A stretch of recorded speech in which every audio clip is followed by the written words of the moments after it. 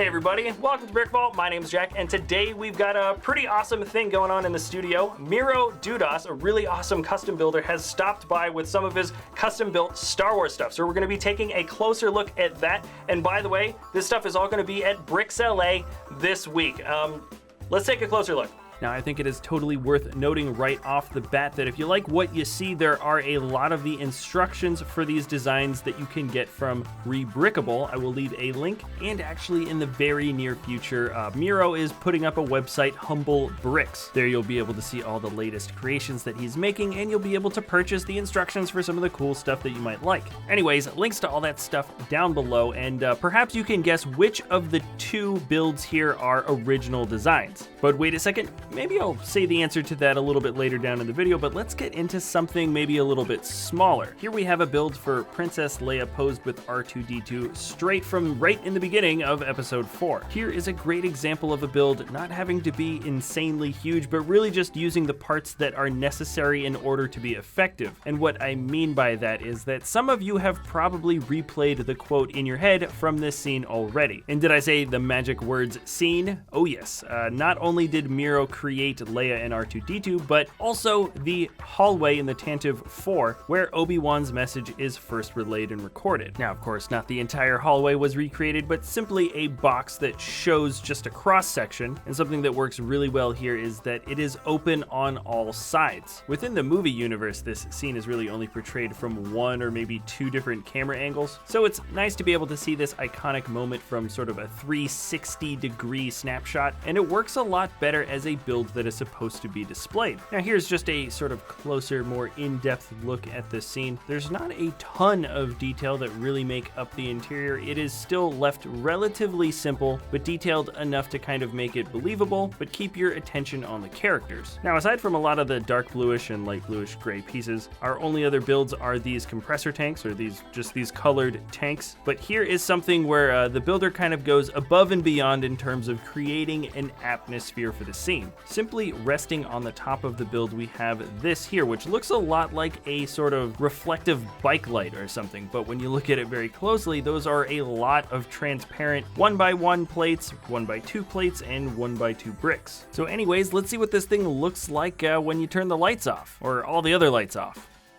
Now, initially, the red Lego casing around the white LED lights didn't actually close off entirely, which left a sort of leaking yellow light that came out into the backdrop, which I actually think kind of looks nice, even though it's not really particularly accurate to the movie scene. From the other angle, the same thing happens with the yellow light, not quite as harsh, but still very present. And then with a little bit of finagling, we got some lighting that looks a bit more accurate to the actual scene. Anyways, if I'd spent a bit more time with the lighting and maybe even had a smoke machine, we could have gotten something that looked super accurate. But at the end of the day, I think the build really does capture that sort of iconic moment. It's the first time we see Princess Leia, and it really marks the beginning of the entire Star Wars universe. All right, let's snap back out of the scene, take a closer look at actually the builds themselves, because there's a lot of clever stuff going on here. This is the R2 unit, R2-D2, and actually Miro was telling me that he got those polybag instructions for the new R2-D2 buildable fig, put it together, and thought that he could make a few changes on his own. So what we have here is a slightly larger R2-D2, the legs are a bit thicker and much more detailed, and of course we are working with an entirely brick-built head, which I actually think looks a lot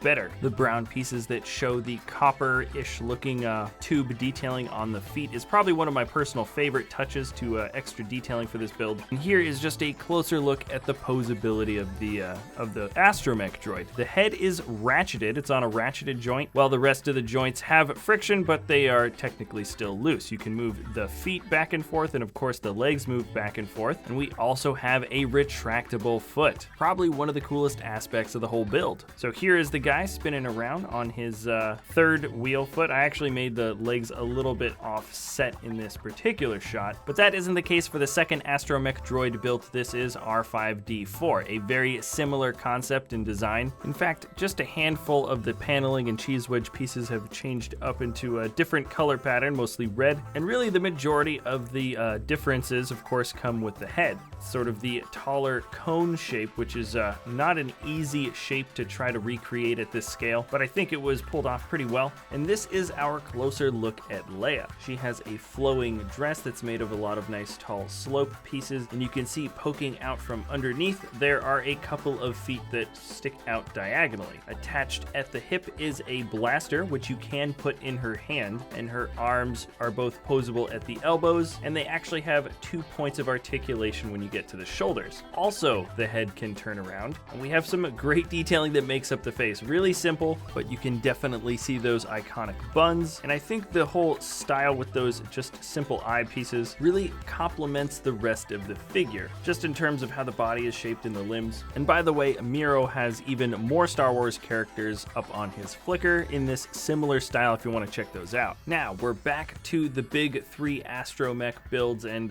this was probably a pretty easy one for most of you. The one on the left, R2-D2, is the Ultimate Collector Series R2-D2. He is an official set, and the other 2 are custom builds. We've got BB-8 in the center and R5-D4 on the right. Let's take a look at BB-8 first. He has been recreated so many times in LEGO already, and this interpretation's kind of nice. We have the Lowell sphere method being used here. That is sort of the cube on the center with 6 different panels all being attached to create the sphere look, and I think that's a good way to go when creating the sphere for BB-8, but usually when somebody does that, they don't try to include other round shapes. So when we have these 4x4 macaroni round corner pieces that make up those nice orange highlights, it contrasts a bit with the core of the sphere, but because it pops up at just the right height plane to still kind of keep that sphere look, it almost looks more round than if it had just been built with the normal square plates, even though it contrasts with the base design, if that makes any sense. But other than that, we have a great looking build for the head. I also like the sandy foot that is being used, the stand that really holds this guy in place and keeps him from rolling over.